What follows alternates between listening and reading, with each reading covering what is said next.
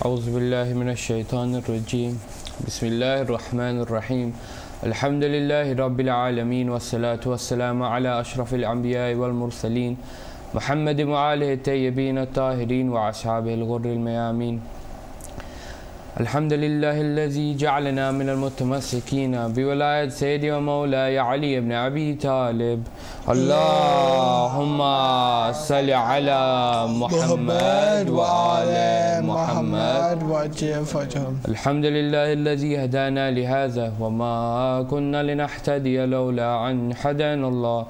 Amma ba'd, assalamu alaikum and welcome to Future Stars and I'm on Hidayat TV. I'm your host Shah, and today we're going to be talking, continuing with the life of the Prophet, talking about the third year after Hijrah. But before I continue, I'd like to introduce my guest. Assalamu alaikum, my name is Misbah.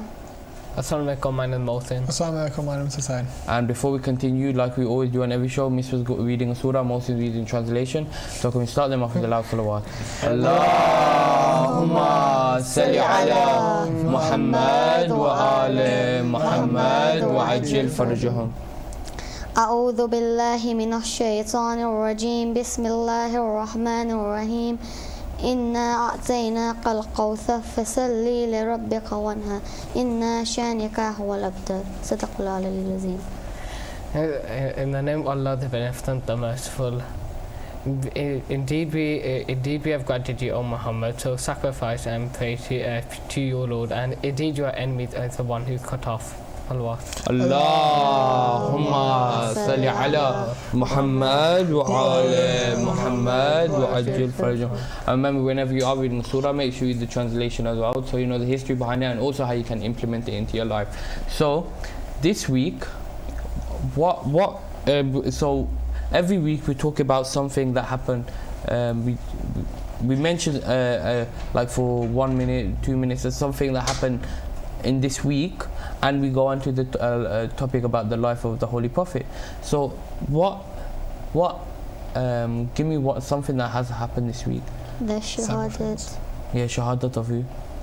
Zainab. Yeah, and there was also Waladat as well. Think about it, Rajab. Imam Ali. Imam Ali, the birthday of Imam Ali alayhi salam as well. So these important events have all occurred in this week. Yeah. So what did we talk about last week? The important events in the second year. Yeah, second year. And can you talk about anything? Was about like the tribes and like how like and like how the tribe were trying to look for the Prophet to kill him, because they didn't want like him spreading a religion, and basically he's thinking 2 weeks back. He's talking about Hijrah now. Yeah, so he's gone 1 week, 2 back. But last week, the important years in the second year after Hijrah, one of them was the marriage. Yeah, of Imam Ali and Bibi Fatima, and the Battle of Badr as well. Yeah. So we're gonna go into the third year. So Miss was gonna start us off. So okay, start Miss off with the loud salawat. Allahumma salli ala Muhammad wa ala Muhammad wa ajil farjahum.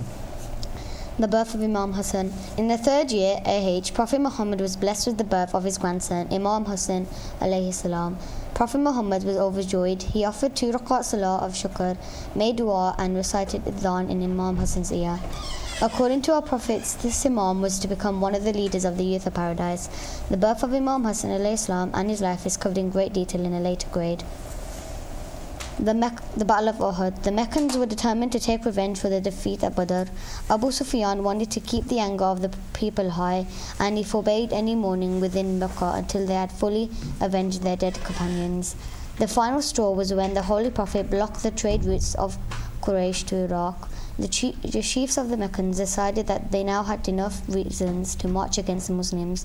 The Quraysh traders would regain access for the caravans if the Muslims were defeated, so they agreed to pay all the expenses of the proposed war. Abu Sufyan was aware of the bravery of the Muslims, and he knew that he would have to outnumber them if he wanted to win. He therefore enlisted men from different tribes, promising them weapons and full supplies for the journey. A large number of slaves also joined the Quraysh army, tempted by the promises of freedom. Amongst them was Wahshi, an Ethiopian slave. He possessed great skill in the use of the throwing spear, and he had been promised his freedom if he killed the Holy Prophet, Imam Ali alayhi salam, or Hamza. Salawat.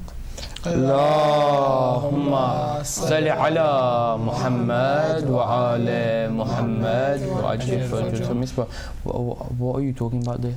The first bit was the birth of Imam Hassan. Yeah. So in the third year, so one of the things that occurred in the third year after Hijrah was the birth of Imam Hassan alayhi salam. Yeah, and how the Holy Prophet did the adhan in his ear. Yeah, and what else did you mention there? The Battle of Uhud. Uhud. And what started that? What was it like? When the Prophet blocked the trade from Quraysh to Iraq. Yeah, and they use this as a what? As the final straw, and it proved to them they had enough reasons to march against them in Makkah. Yeah, and Mosi, you got the next thing, so we can start Mosi after the last salawat. Allahumma salli ala Muhammad wa ala Muhammad wa ajil farajah. The next year after the Battle of Badr, Abu Sufyan managed to prepare a large army consisting of 700 armor-clad men, 3,000 camel soldiers, a cavalry of 200 men, and a group of foot soldiers. This army marched toward Medina and camped at the foot of the hills of Uhud. The Prophet ﷺ had already received news of the plans of the Quraysh from his uncle Abbas, who lived in Mecca. After consultation with Muslim, he decided to meet the enemy outside the city limits of Medina. The Holy Prophet began to set up his arm. 50 archers were posted at a pass between the hills of Uhud to guard the army from any attack from the rear. They had strict order not to leave their post, whatever the outcome of the battle. On the side of the Meccans, Abu Sufyan had divided his army into 3 parts. The armored men were in the middle. The preparations were now complete, and the small bands of Muslims stood against the large army of unbelievers, ready to give their lives away for the sake of the defense of Islam. The man who began the Battle of Uhud was Tahala bin Abi Tahala, a great warrior from the army of Abu Sufyan. He entered the battlefield and challenged the Muslims to individual combat. Imam Ali accepted the challenge, and very soon Tahala's dead body lay on the ground dead. 2 brothers took the standard, but arrows from the Muslims cut them both down. Salawat. Allahumma salli ala Muhammad wa ala Muhammad wa ajil farajah. So after the Battle of Badr, so Misra was recapping at the start, so she talked about the event of the 3rd year being the birth of Imam Hassan. Then she talked a little bit about Badr, yeah, and how that started, yeah, recapping from last week. And after Badr, to get revenge, yeah, what did Abu Sufyan do? He gathered an army, yeah, and this time he gathered more people, with now calling on slaves, yeah, and bribing them. So if they would join, they would get the reward of what? Freedom. Yeah. So and then march to where? Medina, yeah, to go and attack. And then obviously the Prophet would hear about this, and they would purposefully placed by in order of the Prophet, in the army of the Holy Prophet would be purposefully placed in places where the Prophet would have told them to be, yeah, and they were told not to move from there, not to move, yeah, whatever the outcome. Yeah. So Hussein, you've got the next one, so we'll start saying after the salawat. Allahumma salli ala Muhammad wa ala Muhammad wa ajil farajahum. Thereafter, 9 people of the Meccan army took the standard, one after the other, but every one of them was sent to hell by Imam Ali alayhi salam. After them, an Ethiopian soldier by the name of Sawab came to the field. He was frightening. He had a frightening figure, and on seeing him, none of the Muslims dared to come forward. Imam Ali alayhi salam killed this man by a single blow. Watching his men being so easily killed, Abu Sufyan ordered a general attack. The two armies met, and the air was filled with the sound of weapons.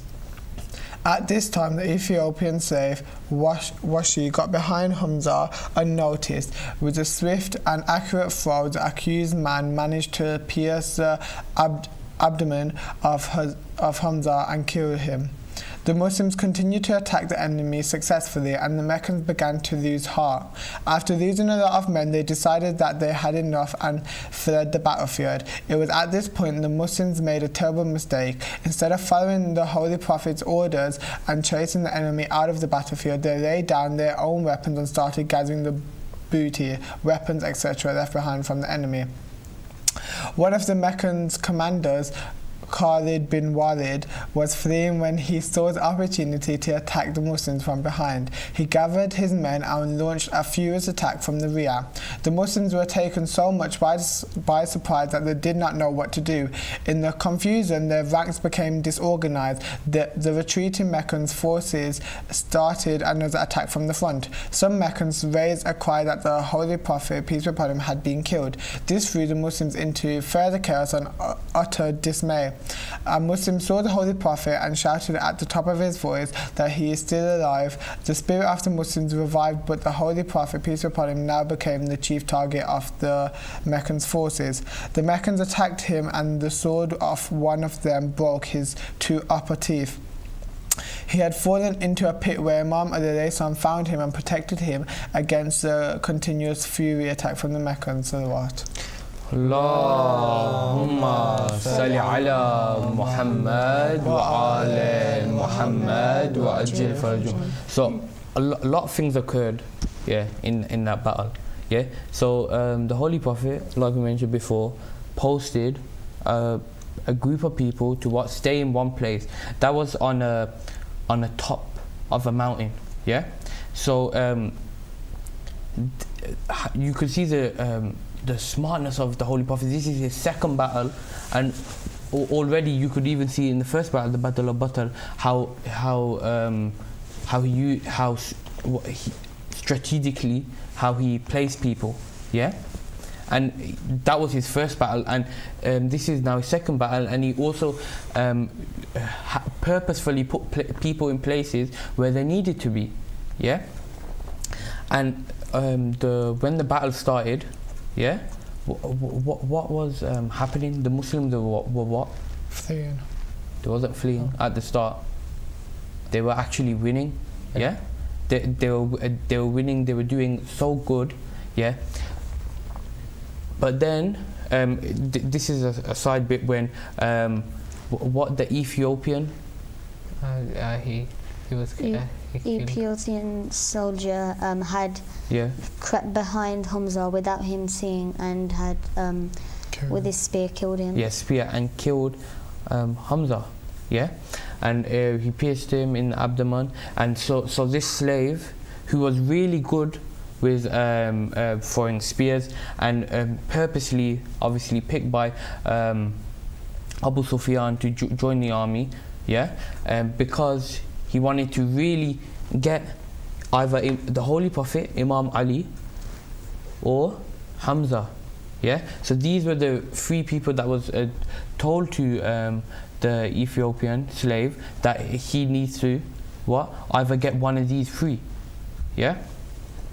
But the Muslims, they were winning, and the army of Abu Sufyan started running away. And then what happened?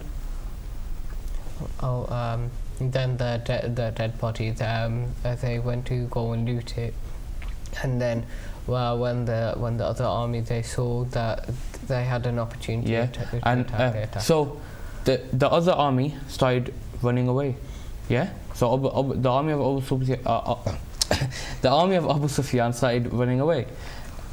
And then, so these people are still on the top of the mountain, on where they're able to stop the what? The flank of the other army coming around to get the Muslims from behind. Yeah? They're staying there. So the battle is going on here. They're on the mountain, and they see all of the army of Abu Sufyan run away. Yeah? Remember, they've been told by the Prophet, no matter what, Don't leave. do not move. Yeah? But the army of Abu Sufyan has run away, and people are taking all the gold and weapons and all of the stuff left behind by the army of Abu Sufyan. Yeah? So these people, too focused on the wealth and all of the treasure that they're gonna get, they're thinking, what they're thinking in their heads, that if they don't go down now and don't pick up anything, there won't be anything left for me. Yeah, what am I gonna get out of this? And then so they leave their post, which the Holy Prophet said, don't move from, no matter what the outcome, to go get the what? The treasure, all these things, yeah. And then what did the army realize? That they could go around now and take the Muslim from behind, but by surprise, because they're too busy worrying about the treasure. And then there was another thing, that someone called out saying that the Prophet has been killed, that the Prophet has died. Yeah? This, if the Muslims are so true and were Muslims, yeah, even though that there was a call for the Prophet to die, if you were a true follower, what would you do? Continue fight. Yeah. But what are they thinking? If the Prophet's not here, what's the point? What am I doing this for? I might as well go. And so people started leaving because of this. But then someone shouted out, "Oh, the Prophet is alive. Don't worry." Yeah. And the Holy Prophet got knocked into a what? A pit. Yeah, a pit. And Imam Ali was defending him. And Mr. You got the next thing, so you can start with salawat. Allahumma salli ala Muhammad wa ala Muhammad wa ajil farjahum. It was in this battle that Imam Ali alayhi salam fought so hard that his sword broke. The Holy Prophet sallallahu alayhi wa alihi wasallam then gave him his own sword, the Zulfiqar. In appreciation of the bravery of Imam Ali alayhi salam, the voice of the angel Jibreel alayhi salam was heard from above saying, "There is no warrior except Ali, there is no sword except Zulfiqar." The Meccans satisfied their desire for revenge by committing horrible crimes upon the slain and the injured, cutting off ears and noses and mutilating their bodies. The brave Hamza was amongst the martyrs. His liver was torn out and chewed by Hind, wife of Abu Sufyan. In this battle, 70 Muslims were martyred and 70 wounded. Imam Ali alayhi salam was also heavily wounded. The Meccans lost 22 warriors, 12 of them at the hands of Imam Ali alayhi salam. The defeat of the Muslims was a test for them, and they emerged more eager and determined to defend their faith and the cause of Islam. Salawat. Allahumma salli ala Muhammad wa ala Muhammad wa ajil farjahum. So this actually led to what? Imam Ali, his fought protecting the Prophet. Yeah, he didn't want anyone else to get to the Prophet, to be able to hurt him, yeah, or even kill him. That his sword even broke, and they even said, from what I've read, that when his sword broke, he needed to get a branch of a tree, so he broke the branch of the tree and started using that. Yeah. So this is how much determination he had. Yeah. To actually protect the Holy Prophet sallallahu alaihi wasallam. Yeah. And that's when the sword came down, Zulfiqar, and was given to Imam Ali alayhi salam. Yeah.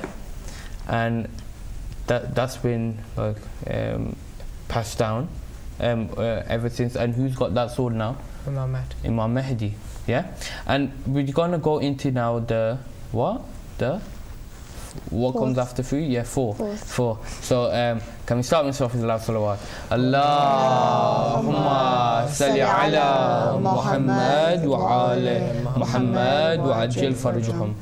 The third year of migration, with all its bitter events, came to an end, and the fourth year started. One of the most joyous events of this year for Prophet Muhammad was the birth of his grandson, Imam Hussein alayhi salam. Prophet Muhammad was overjoyed at this event. He recited the adhan in the baby's ear and offered 2 rak'ah salah of shukr. The birth of Imam Hussein and his life is covered in greater detail in a higher grade. Tragedy of Bir Muana. The same year, Abu Bara, chief of the tribe of Bani Amir, came to Medina, and the prophets invited him to embrace Islam. Even though he did not agree, he said to the Prophet, "If you send a strong missionary force to the people of Najd, it may be hoped that they will embrace Islam, as they are much inclined to it." The Prophet replied, "I'm afraid of the deceit and enmity of the Prophet of the people of Najd. I apprehend the tragedy of Raji, which resulted in a number of learned and missionary persons being killed, may be repeated." Abu Bara said, "Your force will be under my protection, and I guarantee that I will protect him from any harm." 40 learned Muslims left for Najd and encamped by the side of Bir Wal Mona. The Prophet wrote a letter consisting of invitation to the religion of Islam to one of the chiefs of Najd named Amir. Not only did Amir not read the letter, but he also put his bearer to death. He then sought assistance from adjoining tribes, and he had his men encircle the area of the missionary force encampment to start an attack. It is important to note that Abu Bara and his tribe respected the Muslims and were not part to this attack. Abu Bara had been true to his word, but Amir had solicited the help of the other tribes. Salawat. Allahumma salli ala Muhammad wa ali Muhammad wa ajil farjahum. So we'll start off by the first bit that you mentioned, Miss Ba. So the important events of the 4th year being what? That the birth of Imam Hussein. Imam Hussein alayhi salam. So and then what did you go on to mention? Because this is a really thing that I myself haven't heard about before. The people of Najd that came to Medina, and the Prophet was talking to their leader and about them embracing Islam, and he declined it, but he said that the people they would be happy to come and then embrace Islam. Yeah, so there was a group of people and the leader who came to Medina. Yeah, the Holy Prophet obviously talked to him about Islam. This person declined it, but he did mention to the Holy Prophet that there's some people in that area. What was the name of the area, Misbah? Najd. That they've heard about it and they're really inclined towards it. So if you want to send anyone over, that you should send some people over, and they might come and embrace it. And the Holy Prophet talked to him about that he's unsure about this, because there's been events before where he sent people out and they've been killed just by talking about Islam. Yeah, and the leader said, no, they'll be under my protection, no one will hurt them, no one will harm them. But then when a message was sent by letter, yeah, that they actually whoever who took that letter to the people, yeah, whoever was the leader or whatever, actually got the messenger killed as well. Yeah, and mostly you're talking a little bit more about this, so can we start Muslim off with the salawat? Allahumma salli ala Muhammad wa ali Muhammad wa ajil farjahum. The person forming the missionary force of Islam were not only senior and proficient missionaries, but they were also brave warriors. They therefore thought it a shame to surrender. Hence they took up arms, and all of them except one met martyrdom after giving a tough fight. The only survivor was Qib bin Zayed, who reached Medina with a wounded body and gave information about what happened. This tragic event of that Raj with the evil results of the defeated Muslims at Uhud. The defeat had encouraged the adjoining tribe to join hands and plot against the Muslims. Food for thought. The two events of Raj and Mu'ana are examples of instances where an attempt was being made to separate Islam peacefully. The intention was only to educate different tribes about Islam. In both instances, initially unarmed and literally people were ganged up on an attack without any provocation. Both the events ended up in a tragedy, but stay at a force of those people who accuse Islam of being spread by the sword. Salawat. Allahumma salli ala Muhammad wa ala Muhammad wa ajil farjahum. So these people actually, even under protection, went over there and were ambushed. Yeah, and this is also partly because of the loss at Uhud as well. So people think that they're able to now, the Muslims are at their weakest. Yeah, so they were able to. They had this morale now in them that they were able to go and get the Muslims. Yeah, we're saying you got the next Muslim to start. We're saying after salawat. Allahumma salli ala Muhammad wa ala Muhammad wa ajil farjahum. Prohibition of alcoholic drinks. Another notable event of the 4th AH was the prohibition of alcohol. Wine and the intoxicant drinks in general are one of the greatest ruinous misfortunes for human society. Man's success depends upon his wisdom. The difference between him and other living beings is because of his power.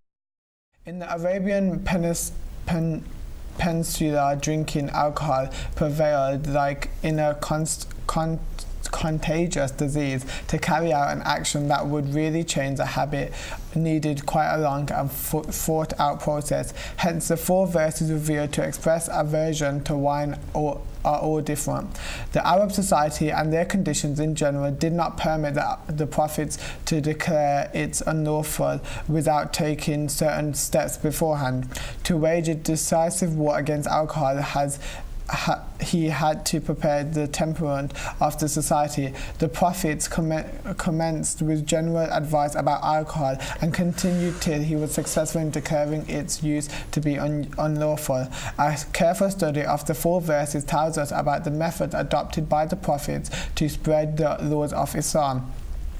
The basic condition for campaigning against an evil practice is to first awaken the thinking of the society and point out the disadvantages and harmful effects of the practice. Hence, in the first instance, the Holy Quran told society that preparation of wine with dates and grapes was inconsistent with good nourishment. This meant to awaken the thoughts of the people by bringing their attention to the subject. We provide you fruit of the date palm and wine from which you derive strong drink and wholesome food. This verse prepared people's temperament so that the prophets might make his tone stronger and declare through other verses that any material utility derived from wine and games of change is insignificant as compared with their evil effects.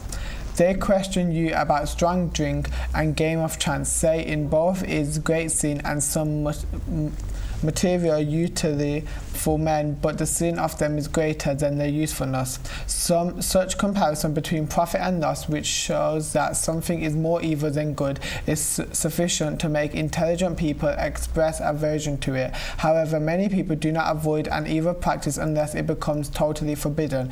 In general, though, people did become ready to accept that wine should be prohibited at last in certain special circumstances. In light of these conditions, it was declared openly that no Muslim was entitled to offer prayers while he was intoxicated, and this divine order was proclaimed in these words: Believers, do not pray when you are drunk till you know what you say. The effect of this verse was that a group of persons gave up drinking permanently, and their argument for doing so was that a thing which was harmful for prayer deserved to be entirely eliminated. However, some others did not forsake this habit, so much so that a person from amongst the Ansar arranged a feast, and even though he was aware of the above verse, he served wine as well. The guests, after having drunk wine, began to dispute and hurt one another, thereby causing chaos. Such unpleasant occurrences had by now made the atmosphere such that if wine became totally banned, all Muslims would have accepted this ban wholeheartedly. Hence, at the last stage, this verse was revealed. Wine, gambling, idols, and Azlam, a sort of lottery, are filthy acts of Satan, and all of you should refrain from them. As a result of this clear and concise order, those persons who had been drinking wine till that time on the excuse that orders regarding giving it up were not final also began to refrain from it. Salawat. Allahumma salli ala Muhammad wa ala Muhammad wa ajil farajum. Thank you for that. So, important events in the fourth year is what? The prohibition of what? Alcohol. So this was really because people have asked, saying, at one point was alcohol halal, and people were drinking it at one point. There's been no instance where the Prophet or Allah in the Quran has said that alcohol is allowed. It doesn't say anywhere that alcohol is allowed, in no way. But the Arabian society at the time was what their life was was full of alcohol. It was really part of their society. Even if you see in the if you would compare like to British society as well, how alcohol is I'm trying to make a comparison. Is encompassed. It's part of their lifestyle. And to stop, to have alcohol not be part of this so strongly a part of society. What was Allah's plan to stop these people from doing it is to lay it out in steps. And he talked about how the first bit was saying to talk about the negative effects about these things, and then it was stopping people to drink it, so you wasn't allowed to be drunk while you're doing namaz. So if you were going to if you were going to do salah, you wasn't allowed to be drunk to do it. And then it was entirely banned. You wasn't allowed it. That's when it was like fully put down now. And Hussein talked about the events that occurred that also helped the people understand it. So obviously talking about the negative effects can obviously do a lot to people. If you know the bad effects of something, then you're way more likely not to do that thing, because you know that it can affect you in the wrong way. And for it, you wasn't allowed to be drunk, or you're not allowed to drink anything before doing namaz. It showed a group of people that that if it's not good for namaz, it can't be. If it's not good for salah, it can't be good for anything else. So we need to give it up totally. And then there was also a party with one of the Ansar, which he invited other people to, and he had alcohol in there, and after them drinking alcohol, it caused a fight. And so at that point in time, there was a sentiment of kind of this. That was the right that weak spot where now if they put the ban there, that means that people were strongly not going to have it anymore. So you could see the steps and how they laid out in a perfect way to fully prohibit alcohol. Yeah, and there was a ayah in the Quran where it talks about prohibition, and it talks about how in these things are some usefulness, but the sin outweighs the use of it. So it talked about in that gambling as well, so games of chance gambling and alcohol. Yeah, in the ayah it acknowledges that there are some uses of this. So if you do gambling, what is there a possibility that you might win? You might get that £1,000, £1 million. Yeah. And the other person loses. Yeah, and the other person loses as well. Yeah, and loses that money. Yeah, so there's always and even there was a